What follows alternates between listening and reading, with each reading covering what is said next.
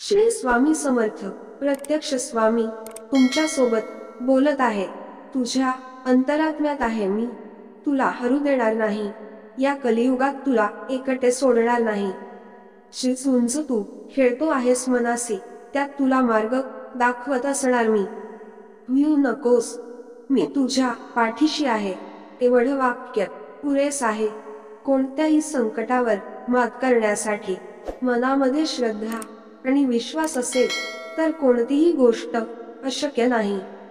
तो किती संकल्प पूजा पाठ करत आहे, मला माहित आहे ते आम्ही रोज बघतो, पण तुझ्या मनात जी निराशा आहे ना, त्यालाच काढण्यासाठी आम्ही आज आलो आहोत। स्वामी म्हणतात, आता यावेळेस बाळा, तुझ्या मनात जे नकारात्मक विचार असतील, जे काही काळजीचे प्रश्न असतील, ते माझ्या चरणावर सोपवून निश्चिंत हो। देव म्हणतात, तुला पुढच्या काळात खूप काही चमत्कार अनुभवायचे आहेत। ते ईश्वर तुझ्याकडे पाठवत आहे, त्यांना स्वीकार करण्यासाठी तूही तयार राहा। स्वामी म्हणतात, माझ्यावर पूर्ण विश्वास आणि श्रद्धा ठेव, कारण तू जे मागत आहे ते मी तुला लवकरच देणार आहे। तुमचाही स्वामीवर विश्वास असेल तर आजचा व्हिडिओ पूर्ण बघा। आपल्या आजूबाजूला असे एखादे क्वचित घर असेल की त्या घरांमध्ये देवपूजा होत नाही। आपण सगळेजण मनापासून देवपूजा करत असतो, परंतु एवढे करून सुद्धा अनेकांना मनासारखे फळ प्राप्त होत नाही। सर तुम्ही सुद्धा खूप मनोभावे पूजा करत आहात आणि तुम्हाला त्या पूजेचे फळ अजिबात मिळत नाही, तर आजच्या व्हिडिओमध्ये आम्ही तुमच्यासाठी एक महत्त्वाची माहिती घेऊन आलेलो आहोत। या व्हिडिओमध्ये तुम्हाला असे काही मार्ग आम्ही सांगणार आहोत, जेणेकरून तुमची पूजा देवापर्यंत पोहोचणार आहेत आणि त्या पूजेचे योग्य ते फळ तुम्हाला प्राप्त होणार आहे। चला तर मग जाणून घेऊया त्याबद्दल। तत्पूर्वी तुम्ही चॅनलला सबस्क्राईब केले नसेल तर आमच्या चॅनलला सबस्क्राईब करा आणि कमेंट बॉक्समध्ये स्वामी नामाचा जयघोष करा। बहुतेक वेळा आपण जे कार्य करत असतो त्या कार्यामध्ये आपल्याला यश प्राप्ती मिळत नाही, परंतु त्या अपयशाचा सर्व काही दोष आपण देवाला देत असतो। आपण मनापासून पूजा करत असतो, पण आपल्याला फळ प्राप्त होत नाही, म्हणून अनेकदा आपण देवाला बोल सुद्धा लावत असतो। बहुतेक वेळा आपण देवपूजा करत असताना दिवा प्रज्वलित करत असतो, परंतु आज आपण एका आगळ्या वेगळ्या पद्धतीने दिवा प्रज्वलित करणार आहोत आणि असे केल्याने तुमच्याकडे धन आकर्षित होणार आहे।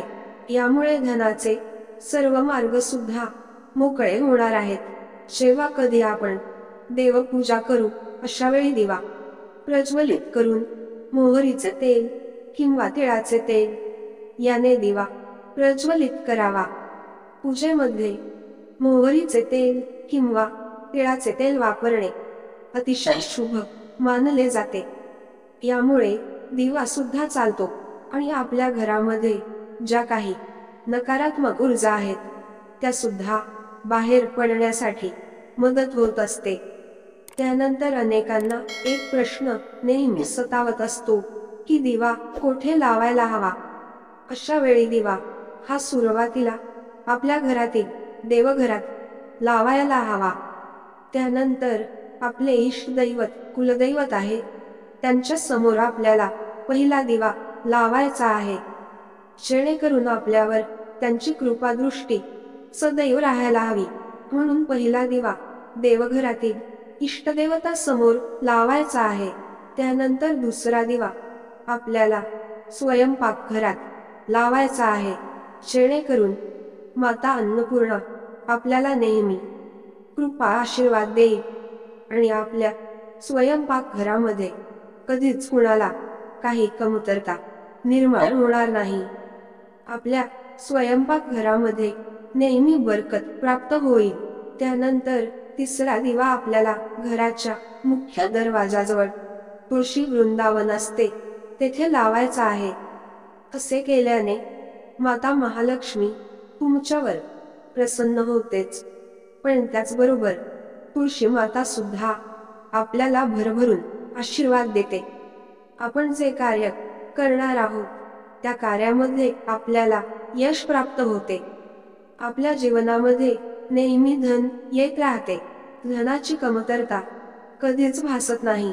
त्याचबरोबर अनेक जण देवपूजा करत असताना अनेक लहान छोट्या मोठ्या गोष्टी चुकत असतात, परंतु याच गोष्टी नंतर मोठ्या होतात आणि आपल्याला यश प्राप्त होत नाही.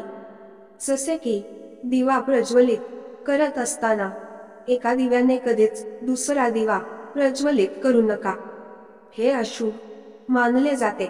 म्हणून प्रत्येक दिवा प्रज्वलित करताना वेगवेगळ्या पद्धतीने सतत प्रज्वलित करा. दिवा प्रज्वलित करत असताना त्यामध्ये तेल जास्त प्रमाणात टाकावे. कमीत कमी 10-15 ते 20 मिनिटे प्रज्वलित राहील.